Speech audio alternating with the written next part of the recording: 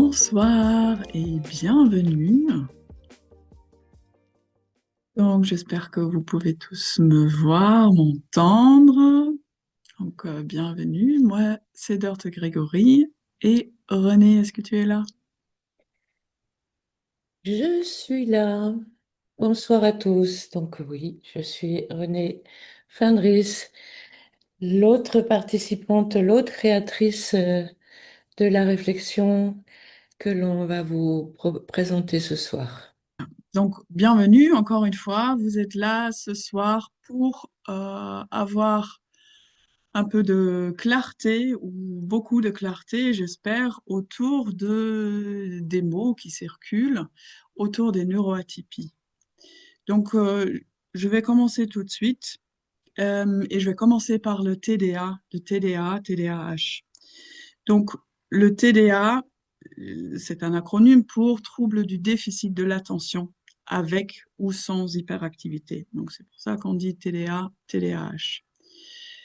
Ce mot, cette diagnostic, vient des premières observations. Donc, ça vient des premières observations dans les années 80, je pense que ça a commencé, 90, notamment des garçons en classe qui semblent avoir une difficulté de mettre ses attentions sur le sujet, donc sur l'école. Donc, d'où cette terminologie de trouble de déficit de l'attention. Donc, aujourd'hui, on voit une grosse augmentation des diagnostics, notamment dans le TDAH, et ça, c'est dû au fait qu'on comprend de plus en plus qu'est-ce que c'est. Et ça s'appelle encore trouble de déficit de l'attention, mais on a vu, donc à cause des recherches, notamment des recherches neuroscientifiques du Dr. Russell Berkeley en États-Unis, qui a vu que c'est un trouble neurodéveloppemental et qui est lié au fonctionnement du cerveau. Et ce n'est pas seulement un manque d'attention ou un déficit de mettre son attention, mais c'est plus une dysrégulation, c'est-à-dire la capacité de mettre son attention là où on veut, au moment où on veut. Ça, sans donc des difficultés au niveau de cerveau, avec une hyperactivité ou pas. Et ce problème central aujourd'hui, on le sait que c'est une régulation du soi et des fonctions exécutives. Donc, c'est-à-dire l'inhibition, donc une difficulté d'inhiber ou de commencer quelque chose. C'est c'est une question aussi de mémoire de travail, de dialogue interne, des gestions d'émotions et des planifications. Et tout ça, c'est dans le cortex préfrontal. Et puisque les symptômes, on sait aujourd'hui, peuvent être très, très différentes, donc ce n'est plus cette image qu'on a eue des petits garçons qui sautent partout dans la classe. C'est pour ça que aujourd'hui, il y a une forte augmentation des diagnostics. Alors, parfois, on peut croire que, enfin, j'entends parfois, mais est-ce qu'on n'est pas tous un petit peu, ou est-ce qu'il y en a plus maintenant qu'avant? Mm. Et c'est un peu cette histoire, cette même histoire qu'il y a plus d'étoiles depuis qu'on a inventé les observations, les observatoires. Donc, maintenant qu'on sait ce que c'est, ben, il y a beaucoup de parents, puisque c'est génétique aussi, donc c'est dans la famille. Donc, des mamans, des papas qui sont à travers des symptômes peut-être de leurs enfants, qui se questionnent eux-mêmes et qui se disent, eh bien, attends, j'ai ça aussi, j'ai cru que c'était normal, mais c'était pas normal, ou c'était un trouble, ou j'ai jamais compris pourquoi j'ai autant de difficultés, ou qu'ils ont diagnostiqué avec des dépressions pendant longtemps. Tout ça, ça commence maintenant à prendre un peu plus de sens. Donc, c'est un trouble neurodéveloppemental au niveau de cerveau. Donc, mais aujourd'hui, et ça c'était récemment, il y avait peut-être certaines qui ont suivi le premier sommet du TDAH francophone, où on a parlé beaucoup aussi du système nerveux autonome, c'est-à-dire du corps végétatif, au-delà du cortex préfrontal. Et il semble qu'il y a d'une côté, des réflexes qui sont pas intégrés, donc ce sont des réflexes archaïques, ce terme vous avez déjà entendu peut-être. Ce sont des réflexes de bébés qui sont censés de disparaître au fur et à mesure du développement et qui ne sont pas intégrés, mais il semble aussi une différence dans la sensorialité et notamment dans les sens intérieurs. Donc, on a 8 sens, on a les 5 sens extérieurs, la vue, etc. On connaît tous. Mais il y a aussi les sens intérieurs, l'interoception, la proprioception et la neuroception. Et il semble qu'il y a une dysrégulation aussi au niveau des sens internes, notamment au niveau de l'interoception et de la proprioception. Donc l'interoception, c'est le sentir des organes, hein, donc Mhm. c'est-à-dire est-ce que je dois faire pipi, comment je me sens dans mon corps, est-ce que j'ai faim, hein. Est-ce que tout ça, c'est des choses qu'on peut voir parfois que une personne avec un TDA peut oublier de manger ou oublier d'aller aux toilettes parce que ces sens-là sont pas régulés correctement. Mon premier point ici principal, c'est que le TDAH, c'est une diagnostic. Donc, c'est un terme médical qui doit être diagnostiqué par un professionnel. Donc, tout de même, c'est comme ça pour le TSA, le trouble de spectre d'autisme, qui sont des termes médicaux, des diagnostics des professionnels de santé. Et la question qui se pose parfois pour les individus qui sont oui, je peux oublier de manger. Oui, j'ai du mal. Soit je peux me concentrer, mais j'ai pas la libre main là-dessus. Parfois, j'ai envie, j'ai besoin de faire quelque chose. Je sais que c'est maintenant que je dois le faire, mais je peux pas me mettre en action. Donc, cette fonction exécutive. Donc, la question se pose parfois aussi, est-ce que j'ai besoin d'un diagnostic ou pas? Et ça, c'est une question importante parce que un diagnostic donne notamment des droits. Donc, ça peut être important si il y a une éventuelle médicalisation envisagée. Quand on a l'impression qu'on ne peut pas fonctionner ou on peut mal fonctionner sans médication. Ça peut aussi être important, notamment pour les enfants, parce que ça leur donne du droit à l'école, d'avoir un accompagnement, d'avoir des endroits, des tiers-temps, un AESH, tout ça. Pour ça, on a besoin d'un diagnostic. Pour une personne, et ça, on va développer au fur et à mesure de cette webinaire aussi,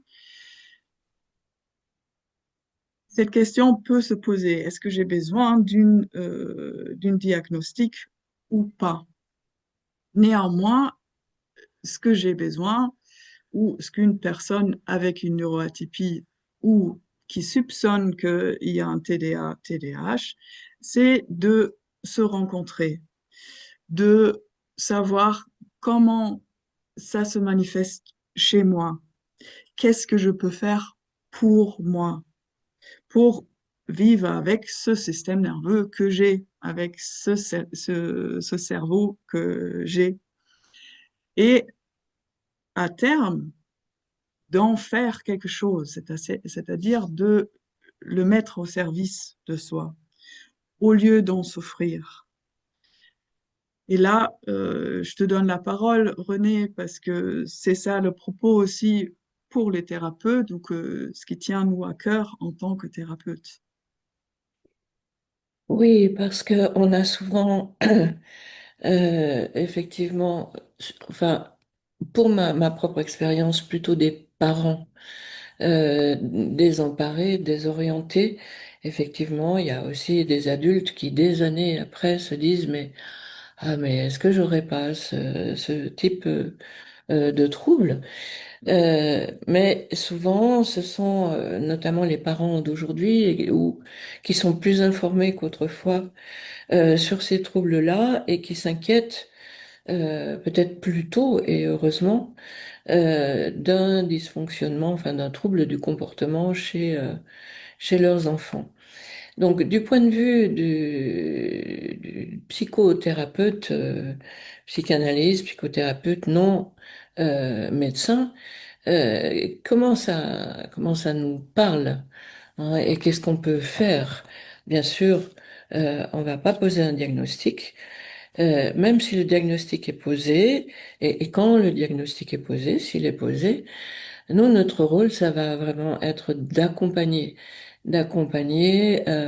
la souffrance, parce que c'est une souffrance à tous les étages, euh, pour essayer d'aider à faire baisser le taux de cette souffrance, d'aider à comprendre qu'est-ce qui se passe chez la personne, enfant ou adulte, qui présente ces troubles, et comment est-ce que je le vis, moi, hein, quand on a affaire je donne l'exemple d'un parent qui a affaire à un enfant qui sème le trouble de l'école, qui est toujours puni ou qui à la maison paraît est vécu comme insupportable.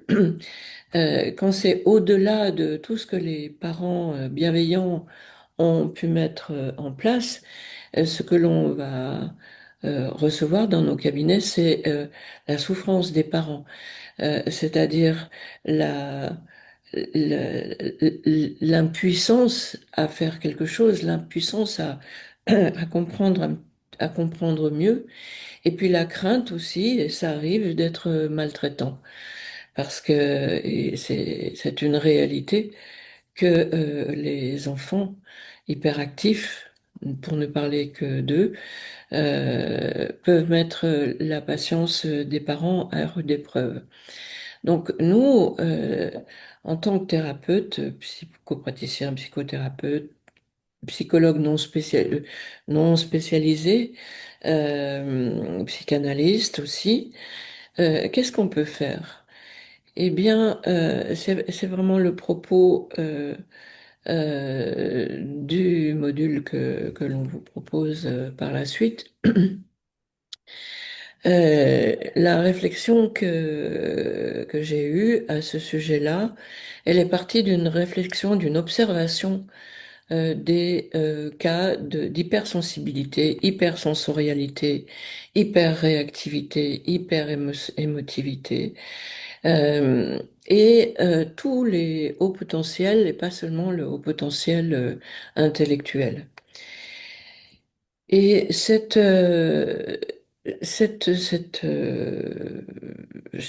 pulsion, cette idée, ce ressenti que la base de la compréhension des personnes entre guillemets neuroatypiques et des accompagnants de ces personnes-là pouvait être allégé, amener de la compréhension si on est informé sur qu'est-ce qui se passe fondamentalement. Alors, tu disais du point de vue du cerveau, du système nerveux, et du côté psy, moi j'ai regardé ça, j'ai proposé de regarder ça, et on l'a vu ensemble, de regarder ça du point de vue de l'état pulsionnel. C'est-à-dire, qu'est-ce qui fait que l'enfant, qui va devenir grand, mais l'enfant, même le bébé, peut avoir déjà un comportement qui est fait qui amène à reconnaître ou à s'inquiéter d'un haut potentiel hypersensible, hyper émotif, euh, parce que l'hypersensibilité, c'est pas seulement être hyper émotif, pleurer tout le temps. Il peut y avoir une hypersensibilité corporelle, une hypersensibilité auditive, une hypersensibilité au niveau des odeurs. Donc ça, bon, c'est pas très invalidant. Ça peut être remarquable, mais c'est pas pour ça qu'on va consulter. Mais ça peut être déjà quelque chose que l'on remarque et qui permet de se dire, ah, mais est-ce qu'il n'y aurait pas un lien entre ce qui se passe là, de cette hypersensibilité au niveau d'autres sens que l'affectif, le dynamique, le psychique? Est-ce que ça ne m'interrogerait pas sur euh, voilà, qu'est-ce que je peux faire pour observer mieux, pour mieux comprendre mon enfant, hein? On a des hypersensibles, hyper émotifs qui nous racontent avoir été rabroués, punis, repoussés, parce que justement, le fait qu'ils pleuraient tout le temps pour un oui, pour un non, ou qui sursautaient, ou qui sentaient des choses que les autres ne sentaient pas, autant en sentir que ressentir, ont plutôt été vécus comme dérangeants et mis de côté plutôt que d'être écoutés. Et c'est un petit peu notre propos côté psy, côté accompagnement, côté écoute, côté compréhension de cette souffrance, de toutes ces radicules de souffrance qui vont dans les deux sens, c'est-à-dire en même temps euh, ça part de la souffrance de base et ça se montre, et en même temps ce qui se montre parle de la souffrance de base. Donc je vois que tu as peut-être des choses à on se connaît bien, à ajouter par rapport à ce que je viens d'exprimer. Donc je te donne la parole à nouveau. Oui, merci. Donc, notamment, pour moi, il était à cœur pour ce webinaire aussi de clarifier ce terme de hypersensibilité. Oui. Parce que ça circule beaucoup et parfois ça circule un peu en étiquette. Hein, de voir soit en connotation négative, c'est quelqu'un qui pleure tout le temps, ou en plus positif, c'est quelqu'un qui est empathique, qui rentre dans une chambre avec plusieurs personnes, qui peut sentir qu'il y a quelque chose qui va pas. Et l'hypersensibilité, effectivement, c'est un mot un peu à double tranchant. Parce que j'aimerais aussi faire remarquer que on vit dans un monde aujourd'hui hyposensible. Donc hyper, ça veut dire plus, hypo, ça veut dire moins. Donc c'est-à-dire que dans la vie quotidienne, au travail, d'avoir des émotions, bon, on peut se mettre en colère, mais c'est tout. Et ce n'est plus très humain. Donc, rentrer dans une salle et ou sentir que quelqu'un va pas bien, être empathique, ça, c'est une sensibilité humaine. D'être connecté à la nature, de se faire du bien dans la nature, d'avoir un élan, de travailler avec la nature. Tout ça, c'est une sensibilité humaine et non pas une hypersensibilité. Ce mot hypersensibilité, il est intéressant parce que donc je reviens dans le monde médical diagnostique, c'est un symptôme. Mhm. C'est un des symptômes qui va permettre à poser un certain diagnostic ou pas. Cependant, où est cette hypersensibilité? Donc, ça peut être une hypersensorialité, comme tu disais, c'est une symptomatique. Mais il y a aussi l'hypersensibilité, par exemple, du système immunitaire. Il peut y avoir une hypersensibilité du système digestif. Tout ça, est en lien avec l'essence intérieure que j'en ai déjà parlé. Et dans la psychologie, ce terme, il a pris particulièrement sens à partir des années 2000, sous l'influence des travaux d'une psychologue américaine, Elaine Aron, qui a publié The Highly Sensitive Person, donc qui était traduit en français en 2010 sous le titre Ces gens qui ont peur d'avoir peur. Et puis après, l'hypersensibilité au quotidien. Donc, ce terme aujourd'hui, c'est plus un terme identitaire. Donc, ça peut être un symptôme, donc quelque chose qui va être interrogé pendant un diagnostic. Est-ce qu'il y a une hypersensibilité au niveau de vêtements, par exemple, ou au niveau de vue, de certaines couleurs, de certaines lumières, etc. Et nous, notre propos,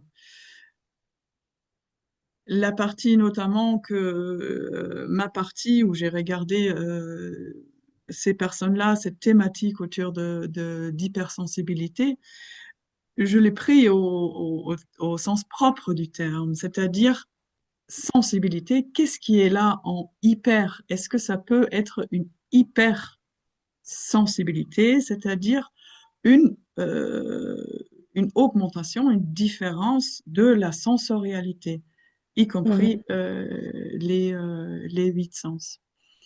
Et c'est là où on a trouvé notre dénominateur commun. Parce qu'il se trouve, et j'en ai parlé là au TDA, on en parle maintenant, qu'effectivement, cette hypersensibilité, c'est un terme parapluie, hein, de la neuroatypie. Et après, je vais peut-être parler un peu de ce mot-là aussi.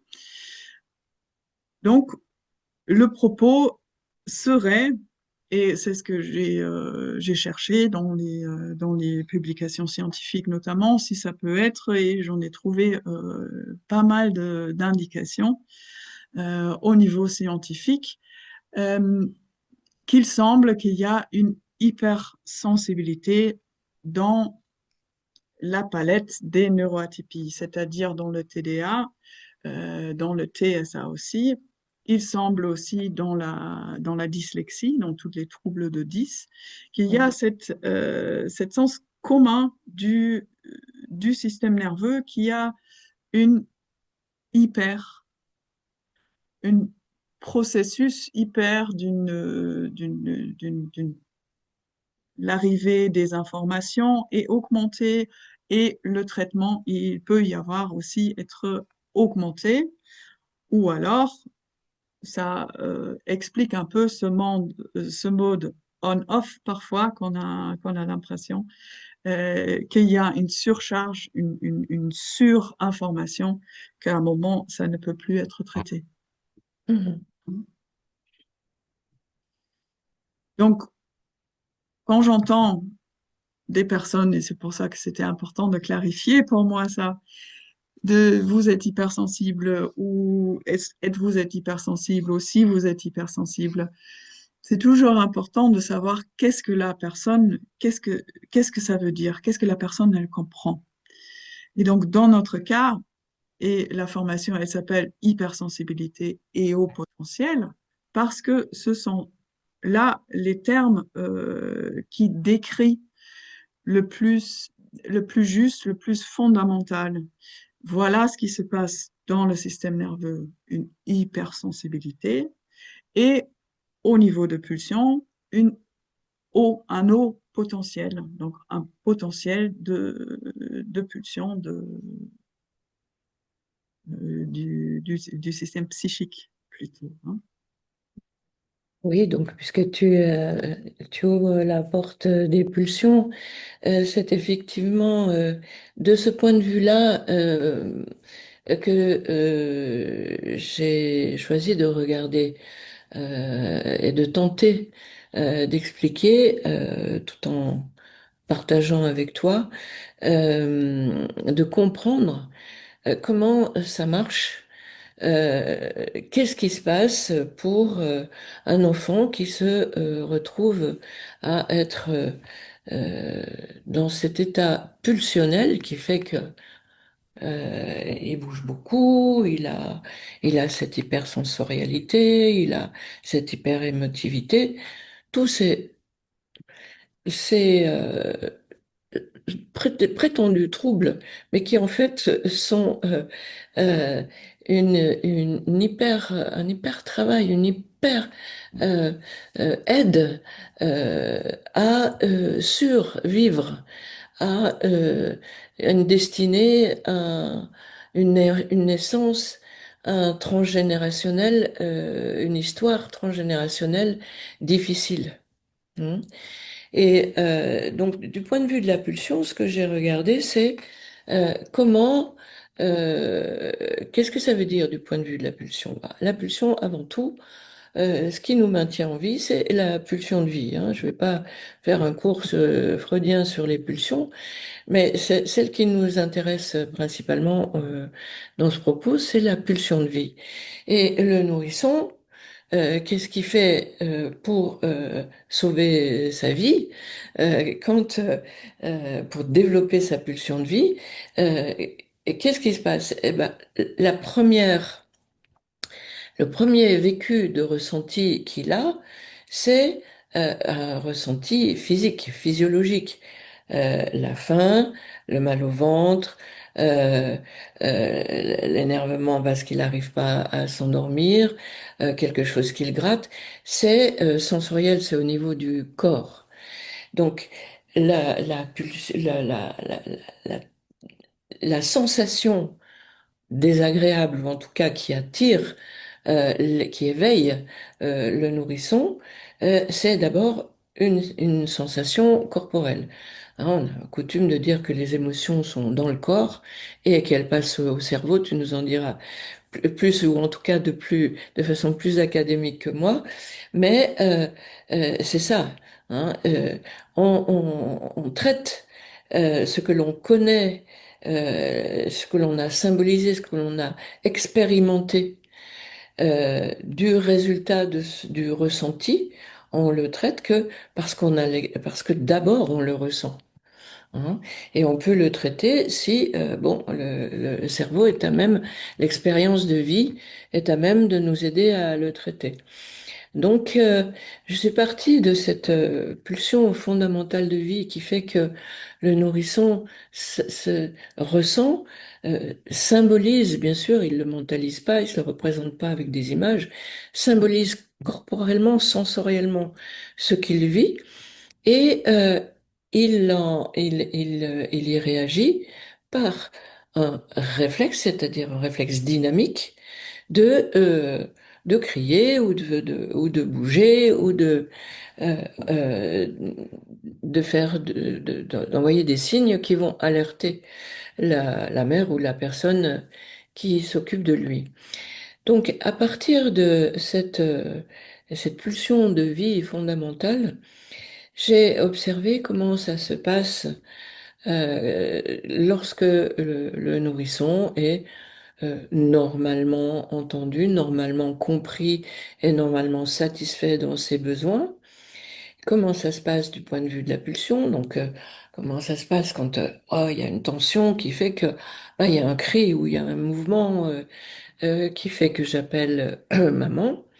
Et puis, qu'est-ce qui peut avoir généré le fait que le nourrisson, puis le petit enfant, mais quelquefois ça se met en place très très précocement, a été poussé comme obligé à aller au-delà de cette pulsion de vie ordinaire qui fait que je peux obtenir ce dont j'ai besoin pour ma survie et physique et psychologique et affective.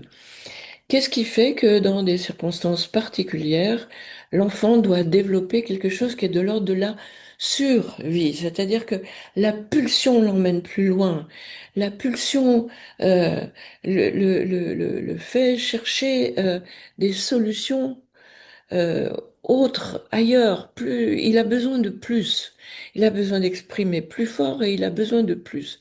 Et c'est ce qu'on retrouve de façon très schématique chez les hyperactifs ou les troubles de l'attention. Parce que le trouble de l'attention, ça peut aussi être, ah, il se passe quelque chose, oh, faut que je me concentre. Et puis du coup, ben, je peux plus me concentrer sur ce qui se passe d'autre, sur ce que pour les autres c'est essentiel, alors que pour moi, il y a quelque chose que j'ai capté et qui est essentiel pour moi, et puis mince, ça n'est pas pour les autres. Donc, ça, tu l'expliqueras beaucoup plus clairement que moi.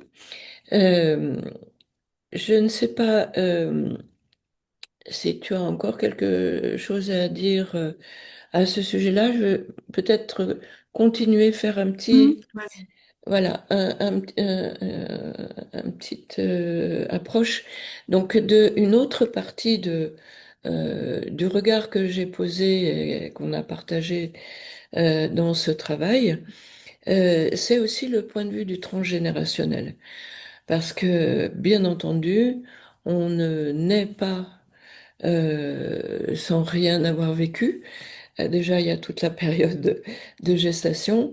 Et puis, il y a aussi la conjonction de deux systèmes, que ce soit des systèmes nerveux ou des systèmes familiaux, au moment de la fécondation, eh bien, on est porteur de tout ce que nos parents ont dans leur mémoire cellulaire, dans leurs cellules et dans leur mémoire cellulaire.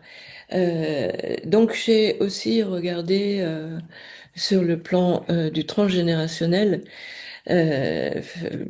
comment, euh, comment ça s'organise, comment ça s'organise pour que, ben oui, dans une même famille, il y a trois enfants qui ont eu les mêmes parents, qui ont eu la même histoire, mais il y en a un qui est pas comme les autres, parce que celui-là, il a une sensibilité particulière. Qui fait que, bon, ben, d'un point de vue psy, on peut remarquer qu'il y a une loyauté, qu'il y a une compulsion à la répétition qui va se montrer dans différents domaines chez cet enfant. Et euh, ça peut aider à comprendre d'où viennent certains troubles et non pas forcément les soigner ni les guérir. C'est pas le propos d'un psy, soigner et guérir, hein. Mais avoir un regard posé dessus qui va enfin mettre du sens. Et j'en reviens aux parents qui ne savent plus quoi faire ni quelle attitude à avoir et quelquefois n'arrivaient plus à avoir de l'énergie pour continuer à être à côté d'un enfant qui a ces troubles-là. euh, eh bien, ça permet de mettre du sens aussi. C'est-à-dire, ah, mais oui, mais du coup, je peux agir là-dessus. Parce que moi, si ça passe par moi, ce qui se passe pour mon enfant, moi, j'ai peut-être quelque chose que je peux mettre en place dans ma façon d'être, dans ma façon d'être en lien avec mes parents. Je peux poser des questions à mes parents ou même à d'autres personnes de la famille ou même des gens qui ont connu la famille. On peut vraiment, après, être motivé. Alors, ça peut aller jusqu'à une enquête très fine, hein, en psychogénéalogie.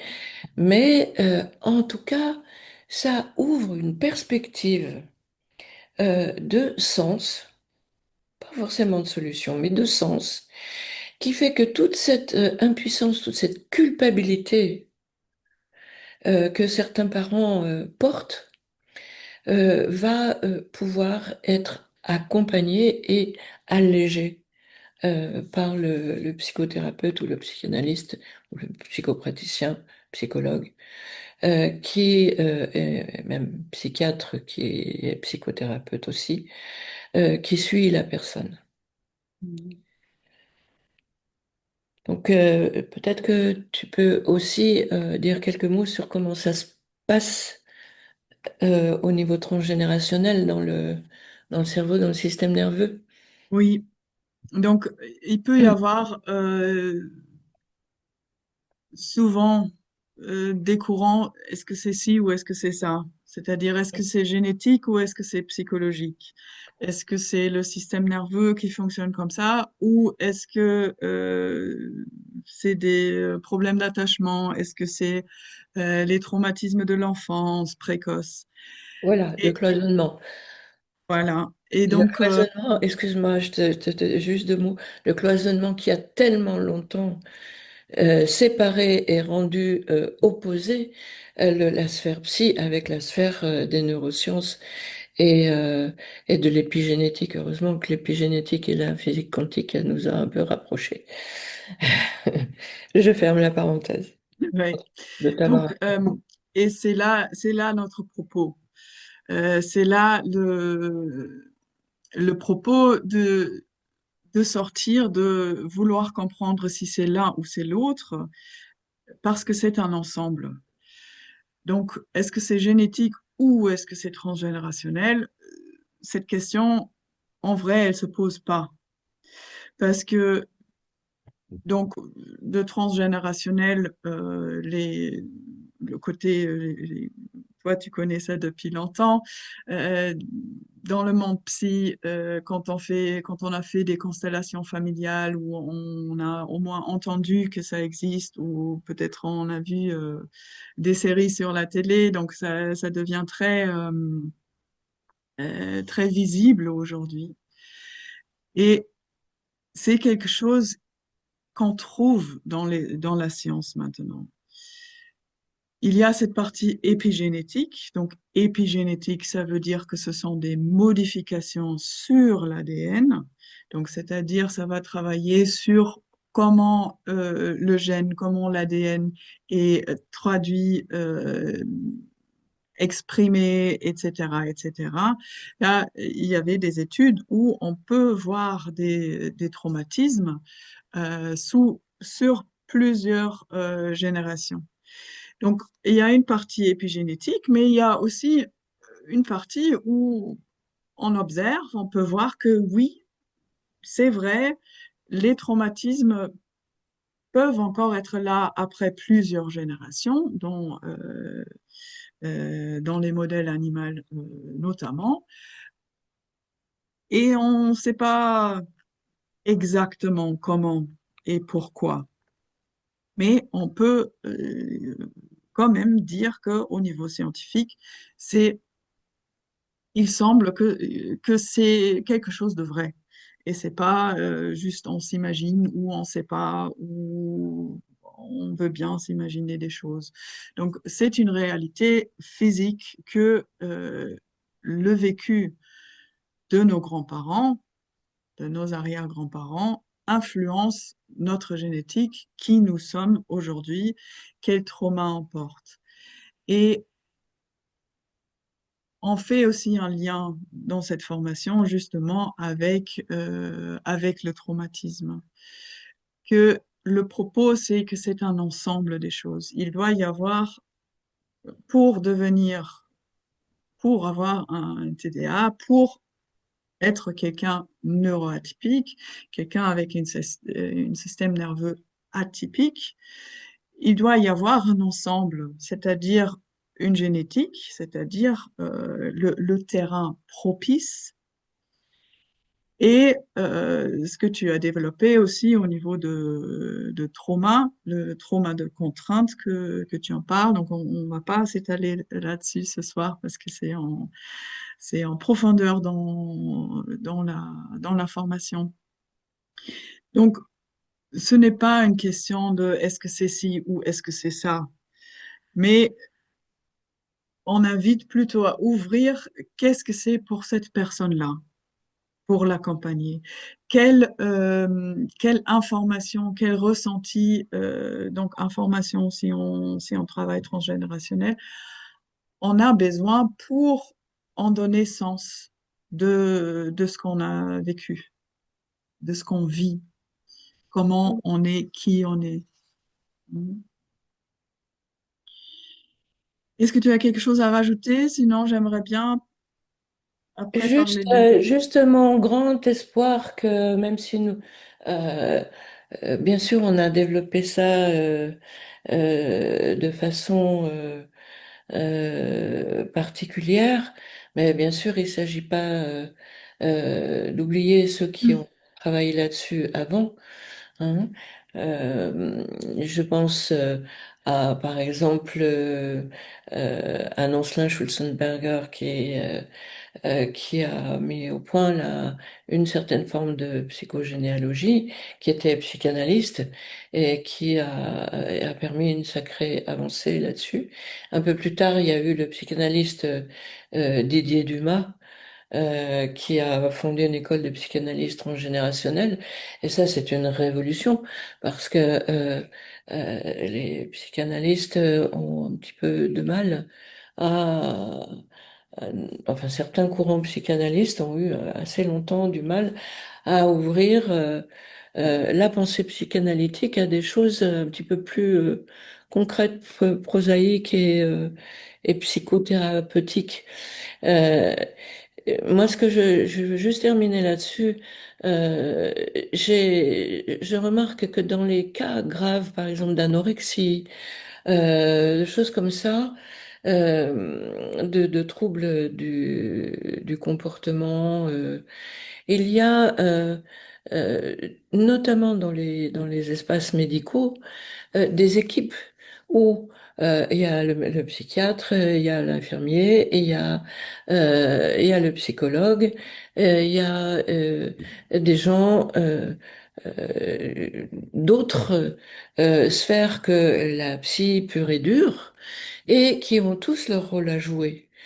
Et ce que je trouve qui serait important au niveau encore de l'évolution des mentalités, et si notre propos peut aider à prendre conscience de ça pour certaines personnes qui sont là ce soir, c'est vraiment de travailler ensemble, les psychothérapeutes, les psychanalystes, les psychologues, les psychiatres. On a tous la même euh, le même credo, la même envie, la même mission d'accueillir le trouble et la souffrance psycho-émotionnelle de nos patients. Qu'est-ce qui fait que dans le privé, on n'arrive pas à collaborer? Mm. Qu'est-ce qui fait que chacun reste dans son coin? Les psychopraticiens se disent, ah, mais j'ose pas appeler le psychiatre qu'on appelle on n'a pas le temps il ne sait même pas ce qu'on fait. Je l'ai pratiqué toute ma vie, hein, donc je sais très bien comment les psychiatres répondent et ça se comprend. Ils sont pas formés pour être psychothérapeutes, même s'ils savent écouter, même si c'est quand on a une formation sérieuse, être psychopraticien, psychothérapeute, psychologue, c'est une spécialité à part entière, mais qui est complémentaire. On a besoin, pour aider quelqu'un qui a des troubles du comportement, quel qu'il soit, qui vient nous voir parce qu'il a besoin de parler de ses difficultés, eh bien, s'il est suivi par un psychiatre pour diverses raisons, qu'est-ce qui fait qu'on ne peut pas avoir accès du psychiatre pour communiquer, partager dans le Mm. but d'aider cette personne? Il y a encore beaucoup de choses à faire pour faire évoluer les mentalités et si, bon, ces quelques paroles peuvent aider à ce que ça bouge, j'espère Mm. que c'est possible. Oui, et d'où aussi notre envie de proposer des didactiques, hein, de, de, de se former en tant que psychopraticien, en tant qu'accompagnant ou dans la relation d'aide, autre que apprendre des nouvelles méthodes, une nouvelle méthodologie, hein. Parce que on a besoin, et de notre déontologie aussi, de continuer à se former, hein. Bien sûr. Donc, Dans d'autres pays, c'est réglementé de, de faire son travail sur soi, d'avoir un thérapeute, d'avoir une supervision, de faire tant d'heures de formation continue par an, etc. On n'a pas ça en France. Et ça donne une liberté que des personnes, il y a un grand Angebot, il y a un grand capacité de proposer différentes méthodes. Oui, Euh, ouais, il y en a des méthodes, il y a un potentiel, hein. voilà, il y a un potentiel. Et ce que nous on propose, c'est pas une nouvelle méthode. C'est pas il faut apprendre que c'est ça le TDA et c'est ça le autisme et il faut que je les repère et d'avoir quelque chose dans la tête que avec ci c'est comme ça et avec celle-là c'est comme ça. Hmm. Mais de se poser sur des informations, Oui, qu'est-ce que sur je peux faire qu'est-ce pour que je aider peux cet faire avec être ça. humain en souffrance? Voilà. Voilà, d'avoir ces apports didactiques. Donc là, sur notre première formation, mais on a d'autres prévues déjà et on a d'autres Hmm. commencés déjà. Euh, c'est d'offrir aussi un espace pour s'informer, pour ouvrir son regard, pour enrichir son savoir et affiner sa propre méthode, sans avoir besoin d'apprendre une nouvelle méthode. Et puis parfois, ça peut aussi se contredire, hein. Il y a une méthode qui dit il faut faire comme ça, il y a une qui fait comme ça. Donc, c'est ça notre propos. Et au niveau, j'aimerais bien quand même parler du mot neuroatypique, neurodiverse, parce que ce mot-là, il nous permet de travailler ou de parler à des personnes d'une manière positive, tout en valorisant qu'il y a quelque chose, sans avoir besoin forcément d'une diagnostic. Donc, comme je disais au tout début, ça peut être très intéressant et ça peut être important d'avoir un diagnostic, mais ce n'est pas toujours le cas. Donc, ce mot neuroatypique, la neurodiversité, c'est un terme qui vient de la sociologie. C'est un terme identitaire. Donc là, on sort de diagnostic, on sort de la pathologie, on sort même du trouble, de l'idée de trouble, mais on valorise, hein, et ça vient des études de Judy Singer, euh, qui a fait sa thèse là-dessus en proposant ce terme, tout comme la biodiversité, qu'il y a aussi chez les êtres humains une neurodiversité, Bien sûr, bien sûr. hein. Et donc, ça ouvre quelque chose. Ça ouvre la possibilité de s'identifier, de dire oui, ça c'est difficile pour moi, j'ai ces troubles-là et j'ai ces potentiels-là. Donc là, on se rejoint avec le haut potentiel, hein. Donc le haut potentiel, c'est un terme qui est plutôt d'une connotation positive, donc qui est plutôt un haut potentiel intellectuel, qu'on a un QI élevé et tout ça. Donc là, on va pas se demander si on a des troubles, on va pas se dire. Oui, Sauf que mais ça peut être souffrant aussi, hein. ça peut être souffrant aussi, Mm. hein. Mais peut-être on se sentirait moins légitime euh, de dire je souffre parce que je suis trop intelligente, hein, de dire quelque chose comme ça. Et donc en rassemblant cette hypersensibilité, ce haut potentiel, le lier au développement du système nerveux, donc au développement humain et au développement psychique, ça nous donne des bases, des fondaments pour accueillir et pour ouvrir à la recherche et comment ça se manifeste chez notre patient. et qu'est-ce qui est là, qu'est-ce qu'il aurait besoin, comment ça peut faire du sens pour lui. Donc, moi, je travaille beaucoup avec ce mot-là Mhm. parce qu'il est moins connoté. On n'a pas besoin, on ne sait pas Bien comment sûr, une personne peut oui. prendre hypersensibilité. Ah ben non, je suis stable, hein. Mais ce mot-là de neuroatypie, de neurodivergence, il ouvre, c'est un terme parapluie et Mm.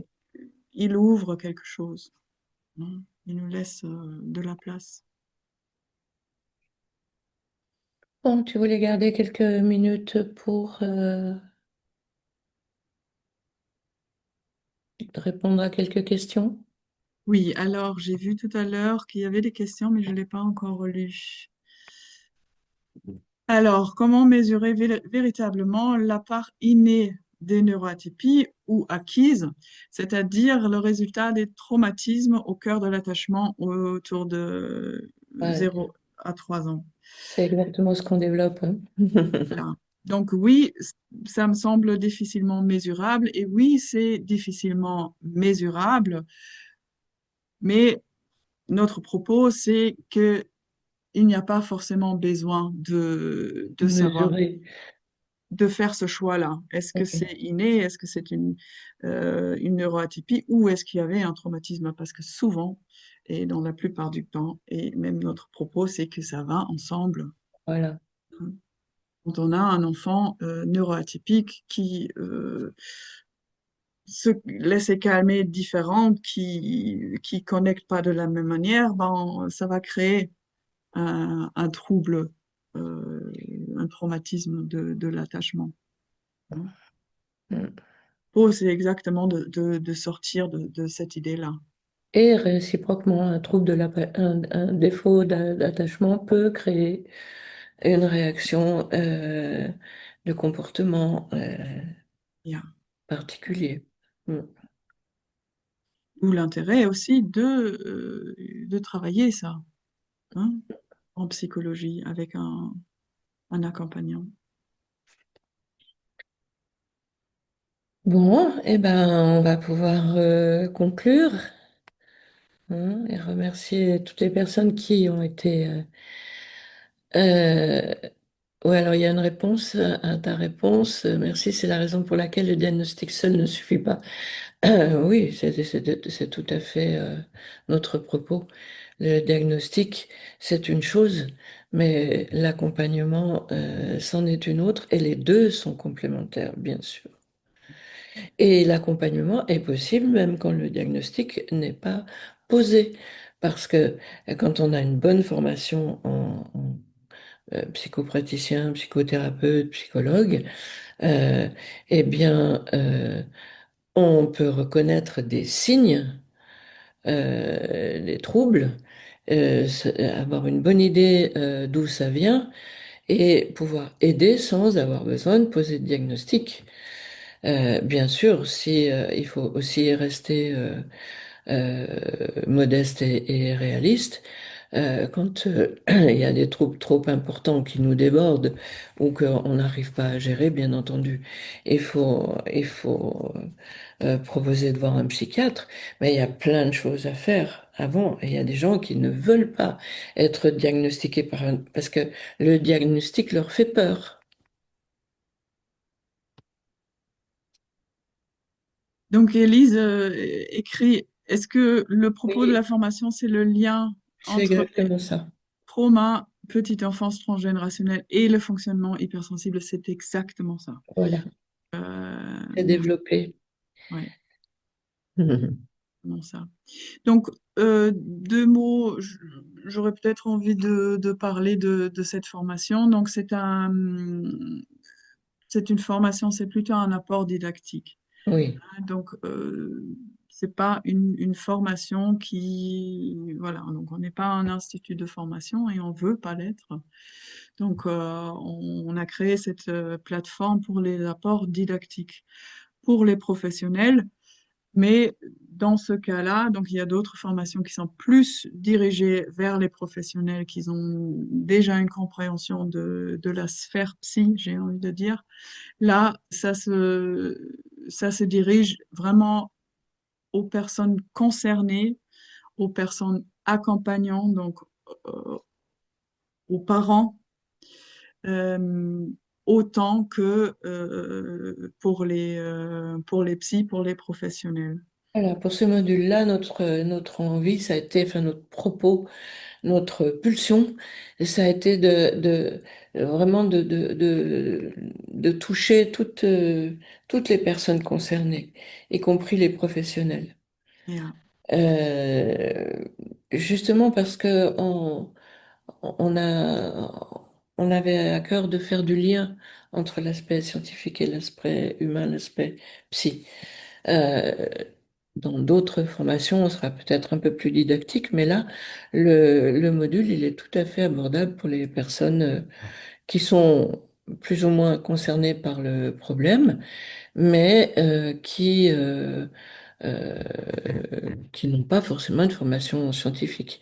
Et puis les scientifiques vont trouver une autre façon de regarder les choses sur le plan, enfin une autre façon d'aborder le sujet du point de vue du fonctionnement du cerveau, du système nerveux, et de faire du lien avec l'approche psychologique également. Oui. Et elle est aussi adaptée pour les personnes HPI, Voilà. hein. Oui, parce que notre conclusion, c'est que les HPI, les hypersensibles ne sont pas forcément HPI, mais les HPI sont de toute façon hypersensibles. Et vous le comprendrez vraiment avec l'exposé sur la pulsion de vie, la pulsion d'aller au-delà et de comprendre et de sauver ma peau, parce que il y a quelque chose d'autre qui m'anime que mes frères et sœurs. Oui, donc vous recevez euh, sous 48 heures un mail avec la possibilité d'acheter cette formation à un prix réduit, bien réduit, et c'est la seule fois. Donc on a, en tout cas, moi j'ai pas encore mon dernier mot dit. Donc on a prévu de rajouter à cette formation, de vous ouvrir un espace de questions-réponses, parce qu'on a envie d'enrichir, on a envie de, de préciser encore et encore et clarifier encore et se re-questionner encore. Donc, à partir de donc jusqu'au 31, on a dit donc pendant 2 semaines, vous avez le temps de revenir aussi sur ce webinaire si il y a quelque chose qui elle a dit ça ou hein, donc on sait comment ça se passe quand on est neuroatypique. Parfois on peut l'oublier ou on pense à quelque chose le lendemain et est-ce qu'ils n'ont pas parlé de ça et de voilà d'ouvrir maintenant et puis de continuer à intégrer aussi. Et s'il y a des questions qui viennent, ils sont la bienvenue. Et on a prévu au cours de l'année, quand on a suffisamment de retours, de questionnements, d'enregistrer, d'y penser, hein, de trouver des réponses, de réfléchir ensemble de nos deux points de vue système nerveux et système psychique, pour apporter ces réponses ou nos réponses. Et ça va apparaître dans votre formation que vous auriez accès. Hmm. De même pour tout ce qu'on pourrait y rajouter, un autre module, peut-être sur le lien, une chose qu'on n'a pas encore abordée, que j'aimerais quand même L'attachement. brièvement dire. On a parlé de l'attachement, mais il semble de plus en plus, en règle générale, pour la thérapie, mais notamment dans les neuroatypies, que le sens de sécurité dans la relation semble le plus effectif, le plus guérisseur pour les personnes, hein.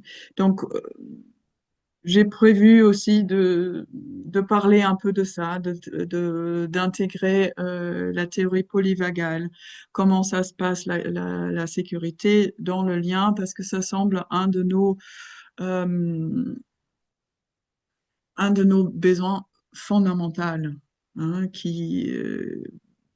et c'est nouveau. On a cru la pyramide de Maslow et dit d'abord il faut la sécurité de physique, etc., etc.